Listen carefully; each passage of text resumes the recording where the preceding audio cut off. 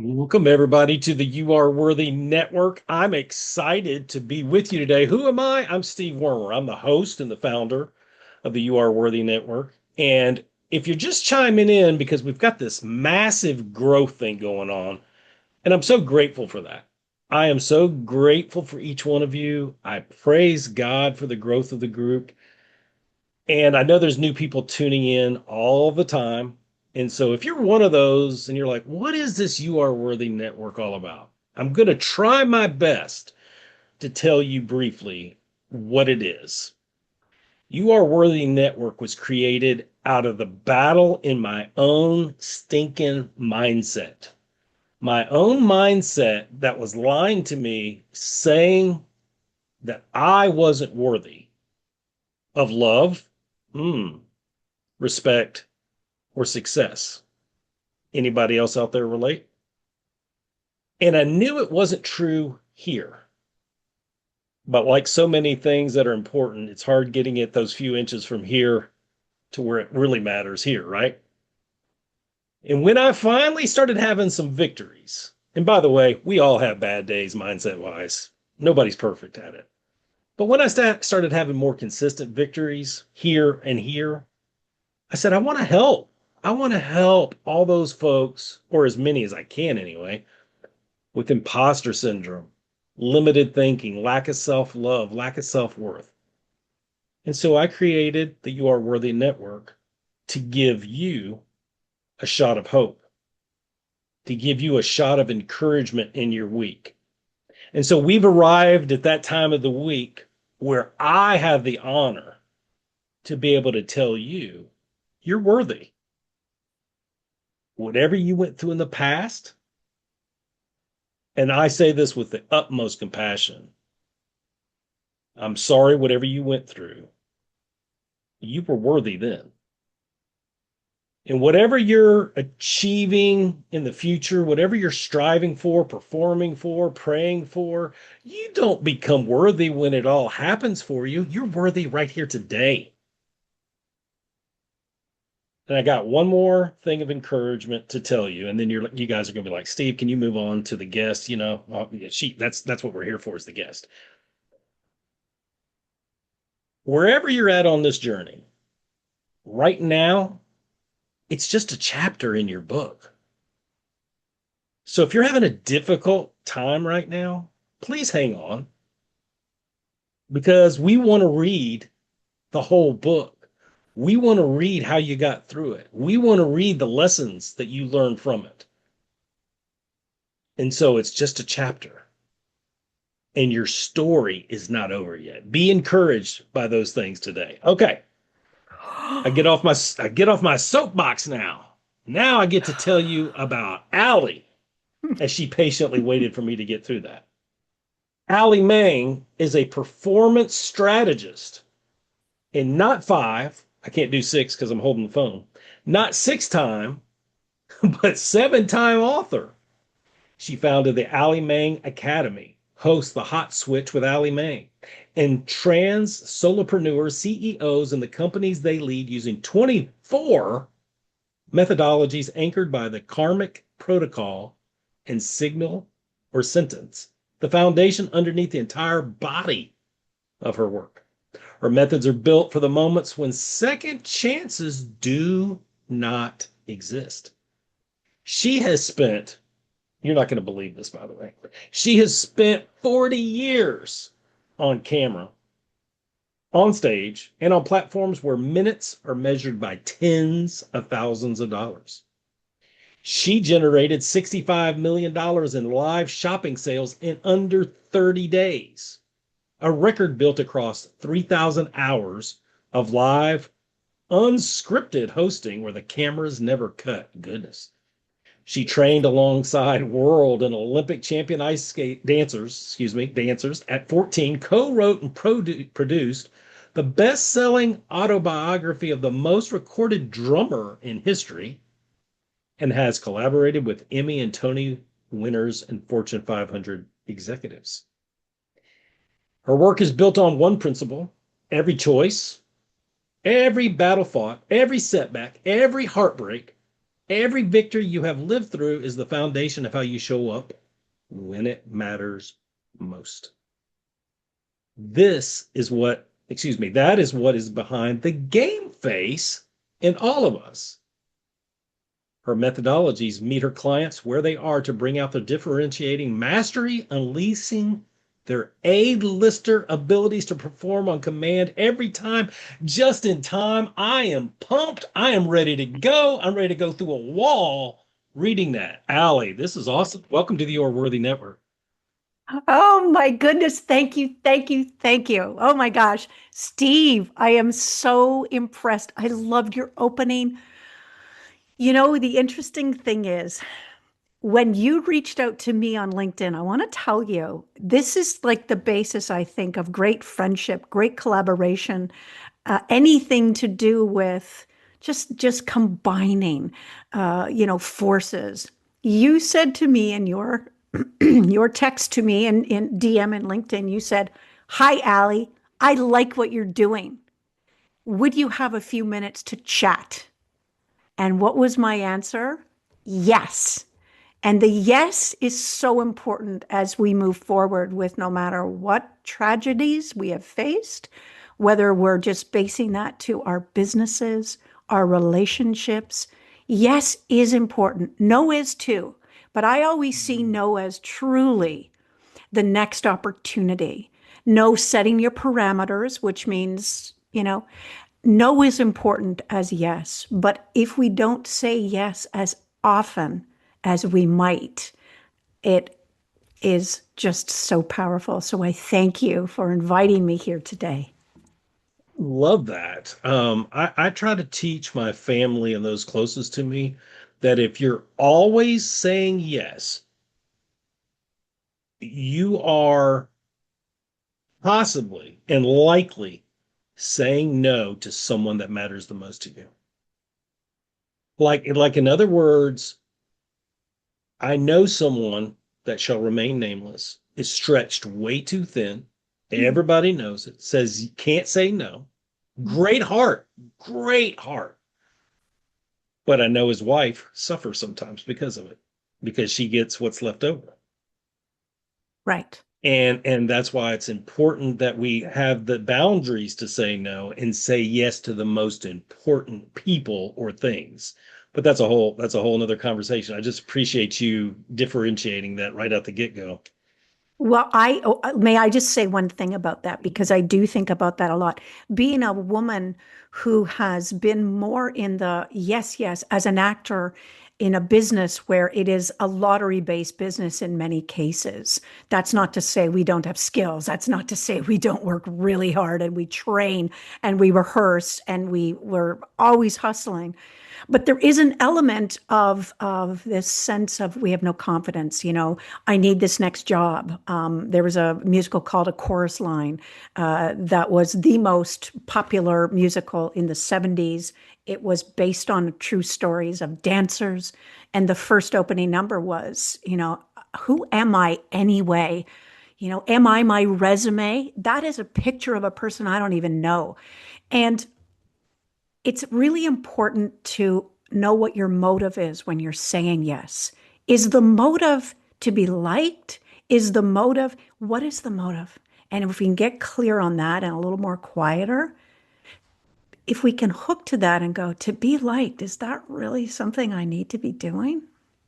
And it really helps kind of, I say, navigate yourself a little bit. It's a really great question to ask. It certainly has helped me over the years. We're gonna roll with this a little bit. I've learned as I've gotten older that when I say no, I really mean it. But that allows me, when I say yes, to even mean it more. And I'll even give you an example. Like my kids are always like, "Dad, your phone's ringing." I said, "My phone rings all the time. That's why I have it on silent." Now that's a problem when I lose it. But they're like, "Aren't you going to answer it?" I'm like, "I'll look at it. Obviously, if it's my wife or somebody close to me, I pick it up if. But I'm like, there's this thing that was created many, many years ago. Somebody can look it up. I don't know when. It's been around since I can remember in the mid to late 80s. There's this thing called voicemail. Whoever created that was a genius because that allows me to control my phone, not the other way around. Mhm. And half those calls, by the way, I don't know about you guys, half those calls don't leave messages. They're robocalls or they really do, it's not that important. If it's important, they'll leave a voicemail and I will call them back usually within 24 hours. Anyway, but I'll even say to somebody like that's trying to get my attention if I'm in a group setting and I'm in a conversation already and they're trying to get me like nail me down for something. I'm like, I really need to finish this conversation right here because this person's important to me and you're not less important. I want to give you my undivided full attention, and I can't do that right now. So can we set up a time where I can do that for you? Yeah. And you're talking about things that are so, well, I mean, that's what we all do. I don't get it. But you really get down to it. And it's really important to set those boundaries. Oh, we could talk about that all day. Oh yeah. What? So Okay, yeah. Tell me, what do you want to know? What's going on? Because I have ah questions. I have questions for you too. no. No. Um tell folks first because we have such a blessed big network. I know where you're from, but I want you to tell folks where you're from because I love it that we're starting to have guests from other parts of the world too. Right. So right now I live in Ontario, Canada. I live in wine country. It's called Pelham, which is near Niagara Falls. So I'm 20 minutes away from Niagara Falls. I'm 40 minutes away from the Buffalo Airport. That's kind of the vicinity. So it's the East Coast, or at least, eastern side of Canada. I was actually born on the west side, though, in Alberta, in Calgary, and moved to Montreal, and then we moved here. Yeah, so I love it. We get all four seasons, just like many of the East Coast, etc. And I love this country, and I love being a part of this part of our world and North America. I spent a lot of time in the United States on business and meeting friends like yourself, Steve. I have a beautiful network of people I just adore, and it's always nice to come home, though. Yeah, that's awesome. And who do you do life with? We have James, who's been in my life forever and a day. We have grown together in so many ways. And of course, we have a cat. We used to have two. Now we just have one. That happens. James is a sommelier, and we have just a wonderful, fun time. And he's also really creative guy. My God, we used to have a recording studio, a professional recording studio as well. So we had Drake's drummer in here. We had some really beautiful vocalists. We had a jazz trio here that played in our recording studio, and it was just amazing. So yeah, lots of fun music. In fact, if you can see, that is my mother's piano. To the right of the screen or left, I'm not sure whether we're backwards or forwards, but anyway, that is that is a great sense of comfort to me, being my mother's, and it sits proudly in the living room. That's awesome. And no, I didn't know that about you, that you had a studio in your home. Hmm. Hmm. So is piano your passionate instrument, or is that what you learned to play as a kid? Tell me more about the Yeah. piano. Great question. I actually don't play. I chord. I'm a singer myself. So my first professional job on stage was doing a show at the Charlottetown Festival, which was a huge, it still is. It's one of the major national theaters in Canada. And so that's how I got my start as a singer, and did a lot of musicals. Excuse me, I need to take a drink. You're Take a good. pause, please. You actually have recordings out there available for purchase? I've never done an album, but there's quite a bit on my YouTube channel of me singing and doing a whole bunch of stuff. I've done lots of shows. And in fact, one of the shows that I talked about right at the beginning, A Chorus Line, it was one of the shows I did, and I played the part of Val. And if anybody knows that part within the show, she's a little bit of a sassy dancer, and it's a beautiful musical. It still is to this day. So I'm gonna jump right to this. You and I were talking before we went live. You guys heard me read in Allie's bio that she's been doing the entrepreneur thing for 40 years, and she doesn't even look like she's 40, right? I mean, it's like how is that? What? There's got to be a story here. Like, Wow. how did you get into the waters of entrepreneurship so early? And I got to tell you before you answer, you might be, I'm trying to think, you might be one of only two definitely, maybe three people that I know that got into it. I'm assuming right after high school. Would Yeah. that be accurate? So tell us a story. Well, in your bio, as I sat through it, I thought, good God, I got to cut this thing. It's getting boring. But thank you for reading it all. That was very It's always gracious weird of being on you. the receiving end of that, right? It's like, good Lord, when's this going to end? Anyway, no, I did appreciate it. And as you read, you know, we often forget that everything that brought us to the totality of everything that brought us to today is exactly what prepares us for this moment. So, as much as, yeah, I don't want to talk about the past, but it made us who we are. All the scars and everything, which reminds me of a story I will hopefully remember to share. So, how it started or how I got into entrepreneurship was I was a competitive athlete. You mentioned that in the bio. I had the honor of training. I was an ice dancer, a young ice dancer with a partner, and I had the honor of training on the same ice as world and Olympic champions, both world pair skaters and ice dancers as well. Now, why that's significant is, first of all, you don't just get on the ice with these people. It is highly dangerous to be skating with pair skaters who are over the head and da da da.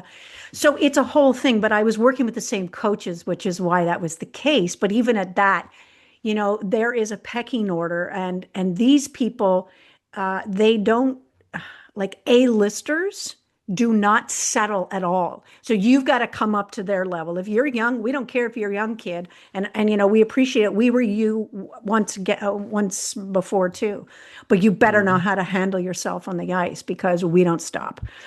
So when it's your program, of course we're going to give you the ice, and that's how it works in figure skating anyway. And everyone just kind of works around. And when you sit there as an audience and watching practice, you sort of go, "What is everyone doing? Like they all seem to be doing their own thing, and there doesn't seem to be any order." No, there isn't. We're all out there for ourselves. But that was a great grounding space for me, being around these A-listers and watching how they worked with their coaches and going out and then watching how they worked with themselves, and then off ice. There's as much on ice as there is off ice. And now it's even way more the technology of spinning. I bring that up only because, as we are moving through our lives, no matter where we are, whether we're, 20 or 40 or 60 or 80, for heaven's sakes, it is the company we keep. And if we're always surrounded by people who push us, people who challenge us, make us laugh too. I mean, gosh, you Need more of can't all be that. Yeah. business, right? The better you're going to be.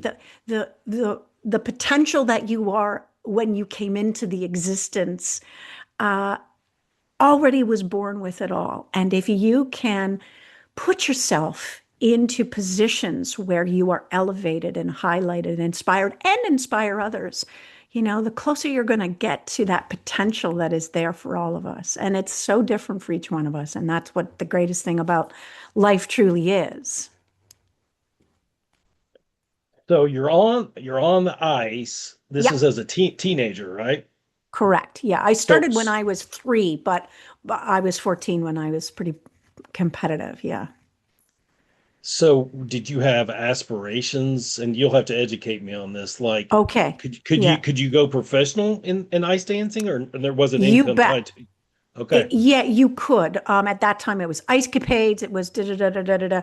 What stopped me, unfortunately, was I got an injury and it just would not settle. So by 16, Mm. my career that, you never know, right? But it was definitely moving in the right direction. Obviously, I was skating with some great coaches and surrounded by top athletes, et cetera, and producing really well. But that kind of was a thing. So I will say 16 was a turning point for me, not in a good way. And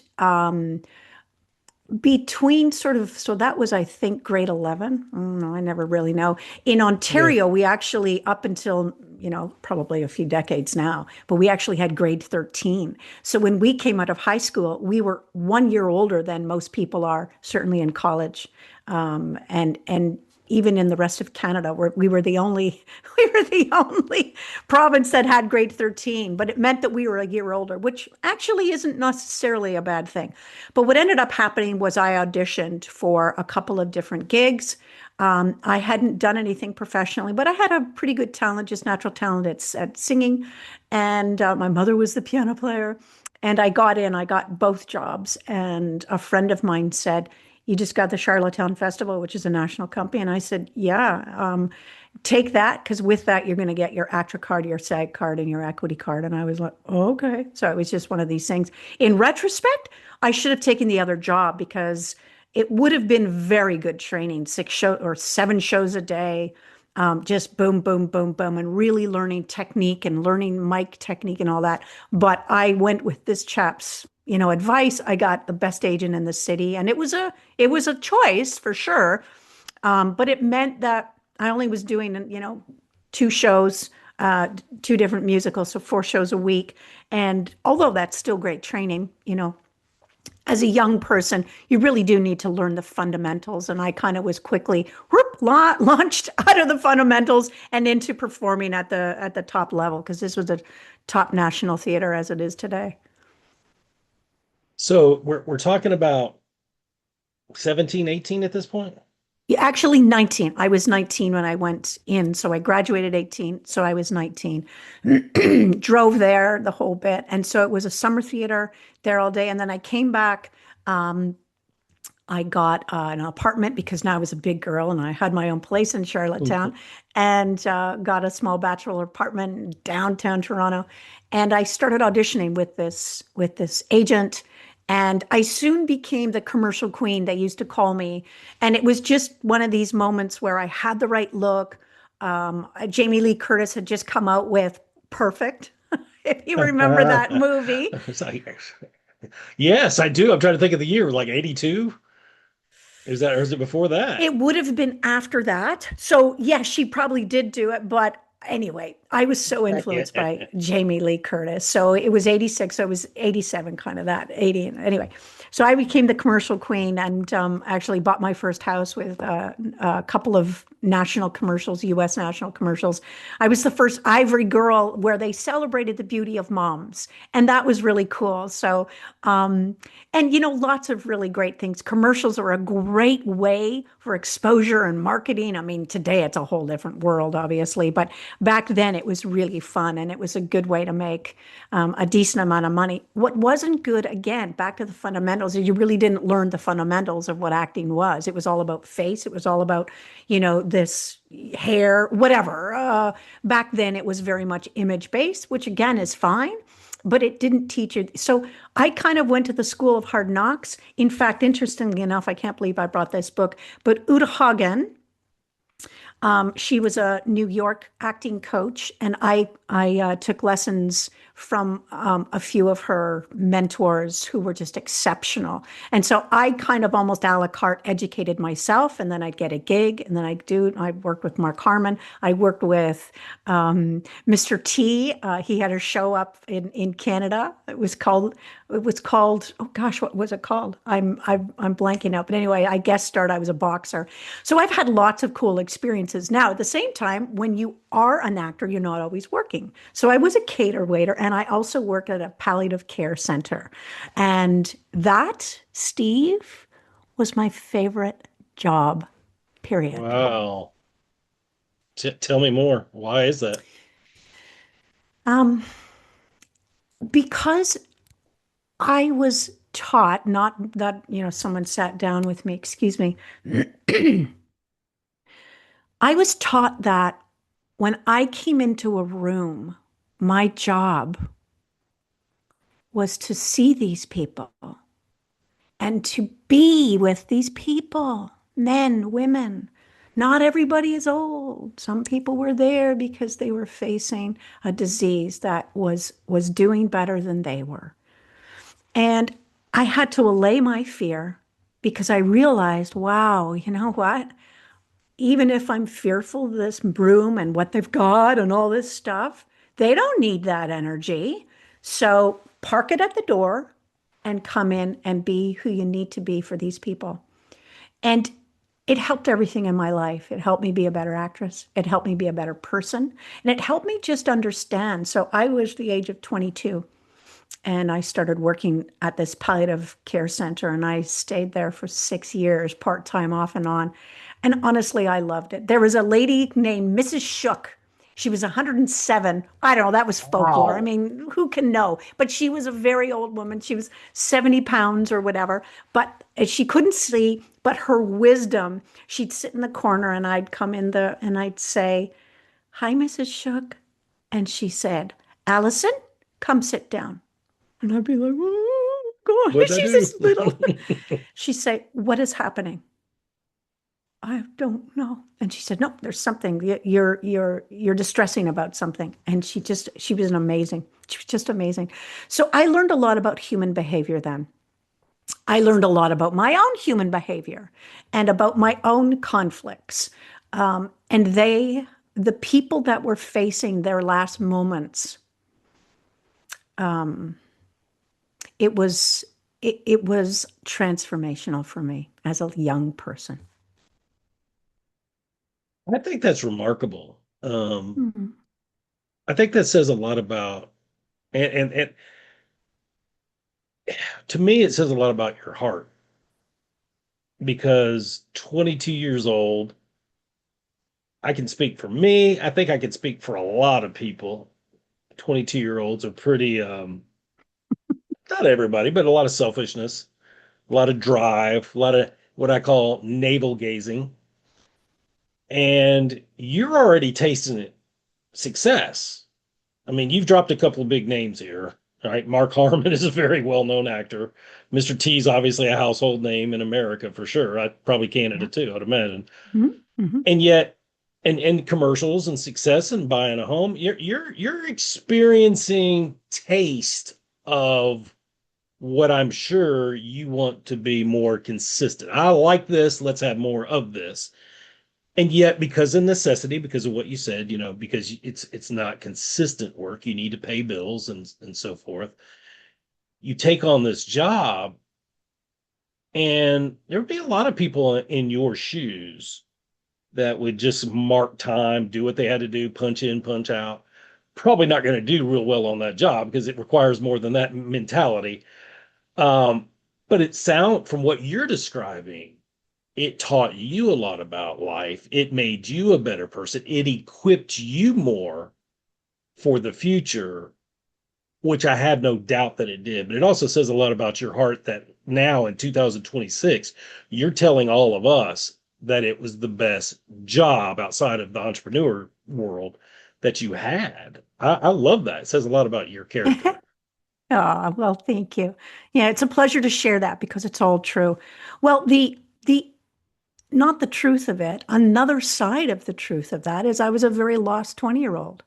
And I had no idea because I had had a certain amount of fame and success, let's call it. And, North Americans for sure, we equate success with money. And we just think it's just God. And that was probably a bad reference, but there really is quite the awestruck with just money, money, money.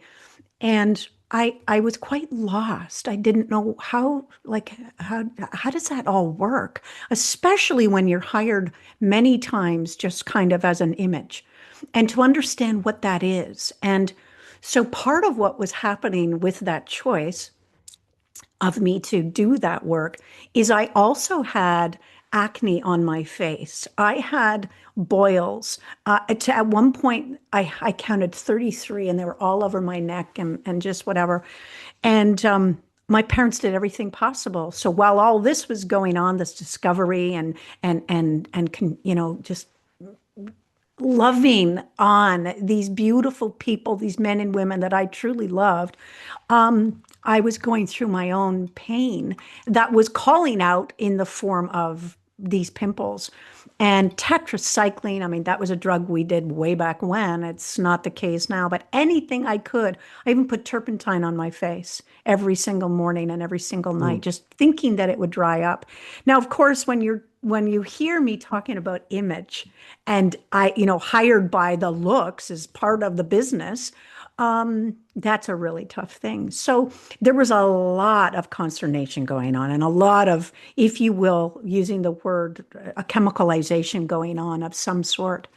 So I found that to feed my soul as I was trying to figure out what truly was going on.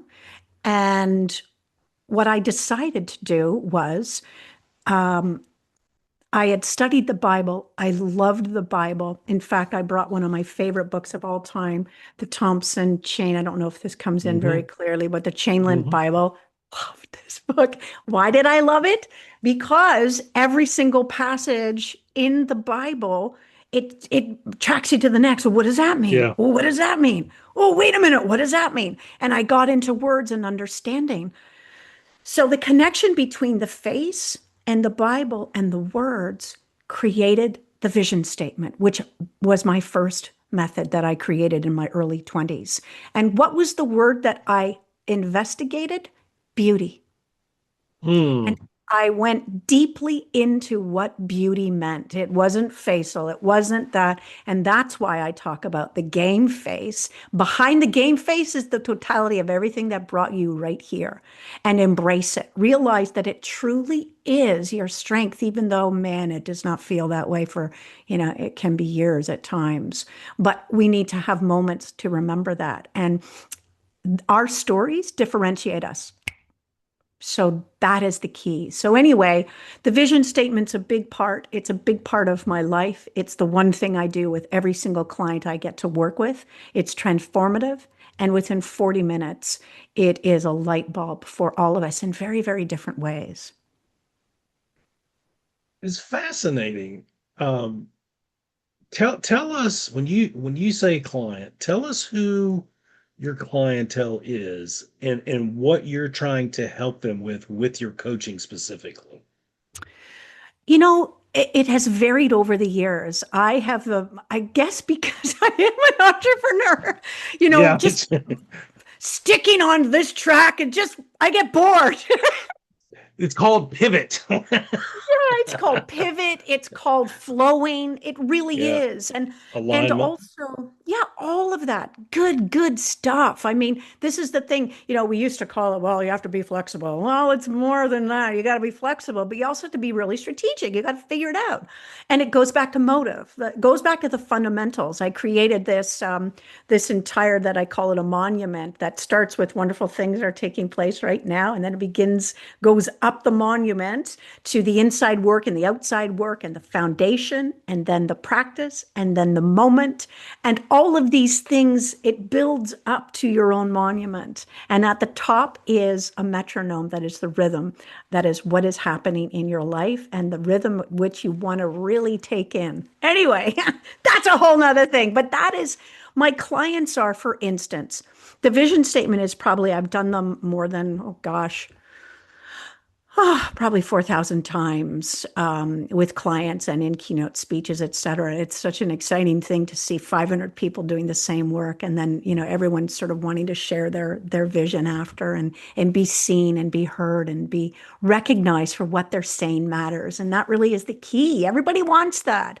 So my clients are parents who hire me to help their children align. And that is anywhere from getting prepared for the SATs, or not necessarily as a, educational, but more preparation for one-on-one conferences, or, for instance, a student Um, she was a medical student and she wanted to be an OBGYN. And she had one more interview. She had failed both of them before. Everybody at that level, all of the same, great marks, all this stuff. And this gal was just a spitfire. And her parents hired me to just get her prepared for this interview. I mean, so I said it would be my pleasure. And so I asked her to give me the questions that whatever and get her prepped and all that business. And what I do in a rehearsal when I'm getting ready for selling on air is I will rehearse and rehearse and rehearse. There's a ton of preparation that goes on, but I will have the TV on, some type of talk radio or talk show, something that is kind of droning. I will have music. I will have lots of distractions, because when you create distractions and you are still concentrating on what you're doing, then it trains your mind, different parts of your mind to be very present but focused at the same time. And that's what I do. So we met at a hotel lobby where it was busy. Visually, there's clinking of glasses. It was a high-end Shangri-La in Toronto. And I said, okay, when you come in those those circular doors, I'll be here. And the interview starts as soon as you enter the door. So I want you to wear the same underwear, the same shirt, do your hair, do your thing, whatever. Wear exactly what you plan to wear on interview day. That was a Thursday we met, and Sunday was her interview. It was a 45-minute interview. So I wanted to make it as close to what the day would be. And I said, welcome. It's really nice to see you. Thank you. Tell me about yourself. And that was the first question, just to sort of warm it up, as they would do in a panel of four. And, it was an answer that you could tell she rehearsed and rehearsed and rehearsed and rehearsed. And I went, okay, stop. Sorry. So you've rehearsed that answer, haven't you? And she said, well, yeah, kind of. I said, yeah. See, that's why people don't want to give you any more, because they're thinking, well, she's trying to be perfect as opposed to be present. And we need a doctor who is going to, of course, we expect you to be perfect when you're working with our patients. But what we need you more to be is present. And doesn't that principle apply to everything? So I work with anybody who is at a crossroad, whether it's in school, whether it's in their business, whether it's at a decision. And I will take them through some of my foundations. And then depending on how sophisticated what the budget is for my clients, I will do a very sophisticated situational appraisal where it's a 3-day event, and it is something to be experienced. It's beyond the beyond, but it's really just for a serious client who will take 3 days with me, and we really go for it. And by the end of the 3 days, they come out with a 90-day plan of action that they are building with me. I act as facilitator, and I love the work. But those don't come along as much, obviously, because it's a very intense, and it certainly isn't an inexpensive endeavor, but it is something that I love doing. But it's all based on what I started talking about. Who am I anyway? Am I my resume? Like, and when we think about that as a corporation, we all seem to fall into some paradigm of expectation, and sometimes we lose our way, and that's when we need to figure it out at a crossroad. And that's true for anybody, small, micro, ourselves, or huge, big corporations.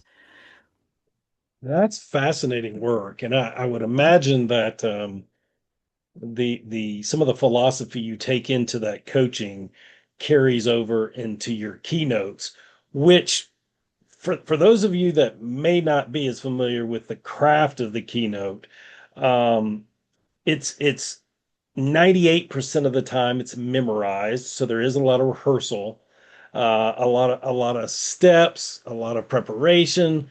There's just a lot to it. And the good ones make it look really easy, like they just got up there and winged it. But trust me, there was a lot of rehearsal to it.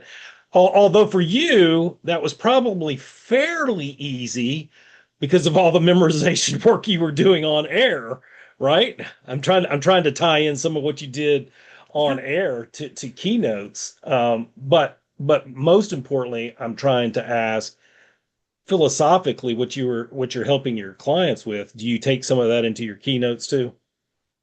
Yeah, you bet. I mean, it all depends on who the keynote is for, what they want, what they're, it's all about the customer, right? And that's what I learned way back in the palliative care. It's all about them. It's not about, oh, I hope my hair's okay. Or, oh, like, they don't care. They want to know that you're there and that you're present with them. And, that's a principle that you can bring onto everything. And that's the one thing, all of the methods that I've created have all been battle tested by me. Why? Because I seem to have found myself in businesses where I had to show up and be at the top level or I'd be out of a job. So, to find a way to come up to that level in an authentic way where we're just chatting and nobody needs to see the rehearsal behind them, but everybody feels the confidence, feels that they're grounded. And if something does go wrong, which it inevitably does, you're ready because you prepared so well. So you're right, and there is a lot of in our world. It's not necessarily memorization, although it's the one book I didn't bring. I used to have huge, big scripts, longhand scripts that I would write about the products that I would sell. And it would I'd do as much research as I could. In fact, going to the manufacturers if I could, and I'd ride the conveyors with the towels. I did a home decor. That's what I was selling. And just getting a sense of that. And I would speak with the sewers and the ladies that would package. And in this case, there were no gentlemen, which is why I'm just saying ladies. But the ladies who would package the towels and how they would, it was just so fascinating. So when I came on camera, I wasn't just talking about, the thread count or, whether they were fast drying or whatever it was, that I was representing all of the people that taught me about the product. And now I get to share why I love it so much and how it works with the decor of whomever I'm getting to speak with. So it's great. And you can't memorize that. You have to be showing up. And if you can focus whatever you're saying and who you are speaking it to, then you can ebb and flow your message and be, again, one of my strategies called the lily pad strategy. It's all about, the lily pad is this lovely piece that we go, oh, it's so pretty. But people may not realize that there are, many, many 6-7 feet of root that are based on the bottom with these lily pads. And so you see the frogs bouncing from one to the other. And that's what I equate a good pitch. You don't even know you're being pitched. You're being talked to. You're being chatted with. We're hanging out. I'm telling you about this. I'm telling you about that. Oh, and by the way, oh, and it's this and this. And oh, have you seen this lately? It's incredible. That's what you do. And you just have fun with it. We all feel when we're being spoken at or spoke with. And the two differences are just, and you would know that as well. So the keynote is definitely something that is another different type of platform. My biggest beef is just because you can speak does not necessarily mean you can just jump into another platform. There is technique to be learned, and back to the respect for whatever the discipline is. It's important to have that and to learn it properly. I agree with that. And there's lots of talented speakers that don't know how to connect. There's a big difference there, too. There's no question. And, that is right back to you, Steve. The first time we chatted, your ability to connect with people is just through the charts. And so I knew by bringing this up, you would totally understand. And it's very true. And, there are people who are not very good at that. But if they have insight and they understand that the show business, keynote speakers are in show business. What I missed for years, Steve, was that I also was in the business of shows. And what I realized about keynote speaking, if I had everybody jazzed up and excited, I better have an offer so we can continue our chat. And that isn't coercive. That's part of, and people, when they feel connected to somebody, they want to know, well, how can we More. work more? Yeah. Right. And it can be any level. It can be, well, if you want, newsletter, I mean, whatever. But, anytime, and I have a lot of mentors, as I know, I'm sure you do, as speakers and even people who are online marketers, et cetera. But if they bombard me with constant things that we know is all about what they want, and they don't at least give us some place to go, well, are you considering what I want? Because so far in all these emails, I'm not getting that. And I need to see that, and it definitely, I challenge, and I challenge myself as well. I can't say it's all perfect. It isn't art like everything else, but it's important. Yeah. Tell me this, Allie. You've, if I remember right, I'm at that age. I don't have your bio right in front of me right now because my It's phone's timed out. okay. You've written 7 books, correct? Yes. Yes. Okay, yes, I got it right. Um, I know you have something exciting to share with all of us, but is there an eighth that's imminent? uh, dum dum dum dum. Well, Steve, I'm going to bring out two of the books, and I'm also conscious of time, but I shouldn't be. But being on QVC and HSN and TSC, we're always conscious of time. Like, oh my God, how much time do I have left? But that is your job, so I won't bother. You can tell me. So this was my first book, and this was called "Sold Out: How to Sell Out on the Worldwide Shopping Channel Stage." This gal was kind of the commercial queen, kind of just retired, but so this was pretty much an encyclopedia of everything you need to know about selling yourself, selling a product. And it's based on my three: tell me, show me, prove it. If you can get that right in an authentic way that keeps you interested, it will also keep the audience interested. So I keep it really simple. And so I decided to reboot that book combined with the book that I wrote after that one, which is kind of an Uber version of that. It was directed specifically to university students, called Your First Moment Earns You More Moments: How to Stand Out in Today's Job Market. And so that's what I'm producing. And what's been fun, Steve, and do you have a book? Yes, you do. You have two books out, don't you? Three? Okay, wait, Four, wait, four, but four. it's Well, no. it's Okay, wait, I okay. gotta. We're here to talk about your books. Well, no, but when you did this, I was like, oh, it's kind of blurry. I must put my specs on. Um, It's probably the virtual screen. it was like when you did this, it was like, oh my God, 5 books? What? Anyway, my apologies. But I you was know trying to this. deflect. I love it. Listen, this is a celebration of both of us, and your beautiful audience that I am so pleased to be connected to. Um, so this year I decided, you know what, let's reboot that.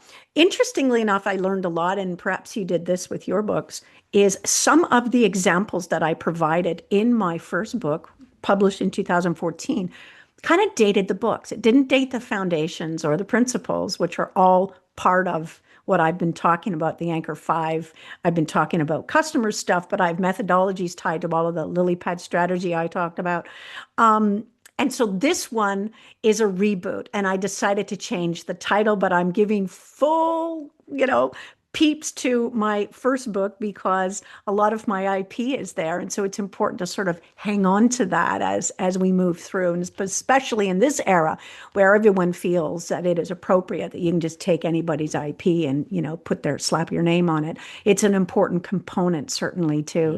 to that. So I'm very proud of the past, but I realized that it really dated my book. And so I thought, well, let's just, and funnily enough, so 2014, obviously that's 12 years. I have a lot more to say 12 years later, a lot more, stuff. Um, I had lost my sister and my mom Mhm. when I wrote the first book. And this book is, I lost my dad 4 years ago. So, a lot goes on, and you very well know about the grief process. You've talked about it. We talked about it as well. But there's a lot of things that transform lives, but there's nothing like the grief process and moving through that. So I've got one book it's called Single or Signal or Sentence: How to Surrender to Win. And that is my reboot of my first book. And then I'm also going to reboot my second book, which was My Force of Life, Living Through the Loss of a Loved One. And I wrote this in 1999 when I lost my mom, but it took me until 2016 to actually publish it because I was so afraid that the family, my father and others, that they would judge me for my own story and my perspective on. Mm. And it took me a long time. So it's interesting what happened. So I'm going to bring that book back as well. And very different books, of course, but it's all part of life, right? Wow. So reboots on two of your seven. That's exciting. Yeah. Yeah. I'm really What excited about it. Allie, you've led such a fascinating life and had such a fascinating career. Um, Somebody watching this that is intrigued and wants to Hmm. know about more about you, where would they find you? You can go to my website, allimang.com. That's ALLIMANG.com. There's lots of stuff there. It's fun and you'll find your way. I'm also the Global Wellness Ambassador, Global Wellness Day Ambassador. And so there's a whole part about that. We're having a special day, June 13th, worldwide, celebrate with, pardon me, celebrate with, gosh, 1.7 billion others who are also honoring their own wellness. And it is a nonprofit day, and it's just a day. So, my gosh, sorry. If Take you're your time. interested, you can certainly look at that, and there's lots of information about it. We're going to do a bunch of stuff, including um, I'm going to be celebrating wellness with a group that is a Canadian wide. It's called Wellspring, and it's a cancer support center. And we're going to do a drum circle. So I'm really excited about that. I've never done that. And there's something rhythmic-y and beautiful about that. So my website. But Steve, may I tell your audience that I created an ebook specifically for your audience? Wow. Yes, please do. That's incredible. Well, when we talked, and you're so this way, you said, "Look, I always want to give back to people that come onto my show, or that's just you." And I said, "Oh my God, we're like kindred spirits because I'm the same way. It's my pleasure to be here. I just, you know, my gosh, the closer we can become just like friends and connected and not all of this shuffling with so many hands and buy this and buy, whoa, that's me. If you want somebody who's flashing around, then that won't be the person you want to work with. I like getting down to brass tacks, to meaningful Mhm. things. You'll see that on the email. But I created a 24-page ebook for your customers, and it is Welcome to Your Age. And age for me stands for Accumulated Greatness Expressed. Ooh. And it has some of my more foundational, I talk about the methods, a few of them I talked about today. And it's just a way to sort of go, oh, okay, it is for you. If you go onto allimang.com, a little pop-up will come, send in your email, and that ebook will be sent to you. There'll be no more steps. I don't enjoy all of this extra business. And then I follow up with a few emails, all hopefully meaningful little tidbits about stuff. And it's just my pleasure. And if something resonates with you, by all means, reach out. I am not a pushy person, but it is my pleasure to share what I believe I've been put on this earth to do. So it's just I act as the conduit, and if there's something that resonates, it is my pleasure to speak more to you. And certainly, Steve, I think we're going to be long friends now and collaborators too. I sure hope that's the case. I do too. That's extremely generous of you. Let me make sure I've got that right. So that is on your website. It is currently on the website right now. Yeah. And you are the only people that know about it. That's incredible. So we will have Allie's website and all her social media links. Okay. We'll put that in the show notes. And then maybe you can do me this favor, Allie, in the Yeah. comments after I have everything uploaded. If you could, I'm assuming there's a tab on your website that has just that link. If you could put that in the comments section of our interview, that way people can go right to it if they want to just bypass and go straight to the link. Is that okay with you?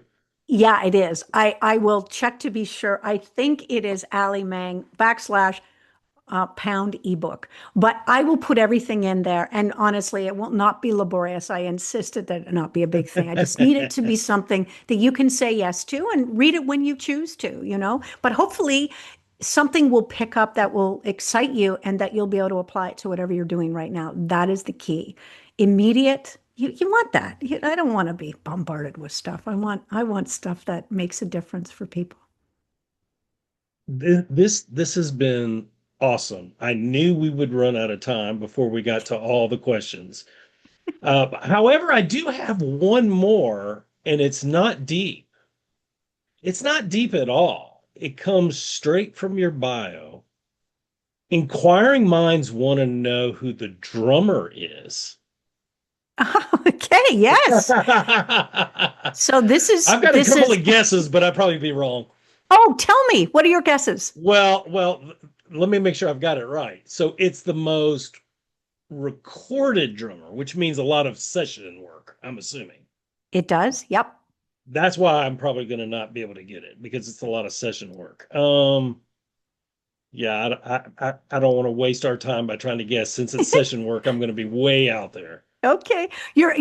Are you a musician yourself or I dabbled with the drums, and I'm okay. looking at my bass guitar over here in the corner that has Got dust it. on it. So anyway, Well, the most recorded drummer in the world is John J.R. Robinson.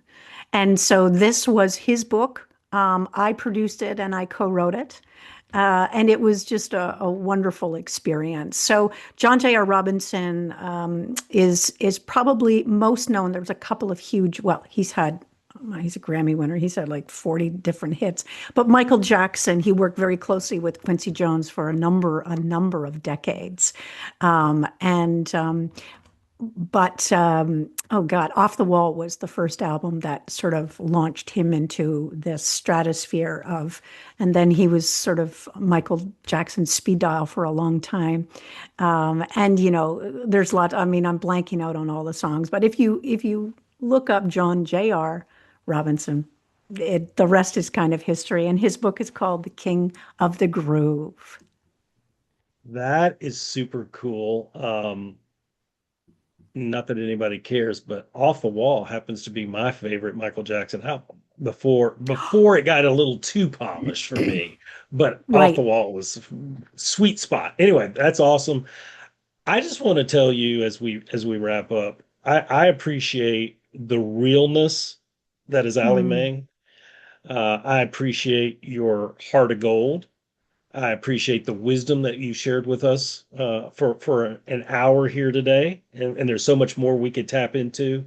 I'm like you. I believe you and I are going to be friends and collaborators, but that to the side for now. Thank you for sharing vulnerably and real with my viewers today. It means a lot to me, and I want to thank you for being my special guest. It was my absolute pleasure. Thank you. Thank you so much. Thank you. And I thank you for being inviting me to be a guest in your home. It was so lovely. And I felt greatly taken care of, Steve. You are exceptional at what you do. You're incredible. Thank you for saying so. Guys, just one more time, I want to remind you your story's not over yet. If you've been at the mountaintop, or maybe you're at the mountaintop right now, share that with us. We need some of that encouragement. If you're like, meh, it's Thursday. Yeah, there's days like that too. But be grateful because not everybody got to see Thursday.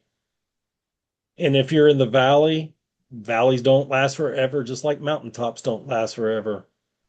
You will get to where it's meh, it's Thursday, but be grateful for each day And remember, your story is not over yet, and you matter. And we appreciate each one of you. Until next time, take care.